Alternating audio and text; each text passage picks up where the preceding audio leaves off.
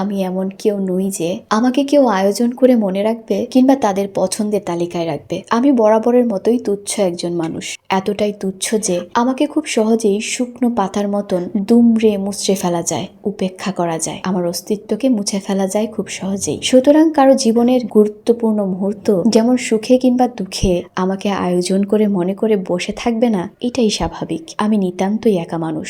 একা মানুষের সাথে নিশ্চয়ই কেউ আগ্রহ নিয়ে গল্প করতে বসে থাকতে পারে না, কিন্তু মাঝে মাঝে এই স্বাভাবিক বিষয়টা আমি মানতে পারি না। কেন মানতে পারি না তার ব্যাখ্যা আমার কাছে নেই। আমি কি বলছি আর কি বোঝাতে চাচ্ছি বা কতটা গুছিয়ে বলতে পারি তা আমি জানি না। আমার যখন খুব বেশি মন খারাপ হয় তখন এমনটা ঘটে। হুমায়ুন আহমেদের একটা উপন্যাসে তিনি বলেছিলেন, মানুষ যখন খুব বেশি বিষণ্ণ থাকে তখন তার বিষণ্ণ ভাবটা আশেপাশের সব মানুষের কাছে ছড়িয়ে দিতে চেষ্টা করে। সে চায় তার বিষণ্ণ ভাবটা কেউ একজন বুঝুক, হয়তো তাই চেষ্টা করছি।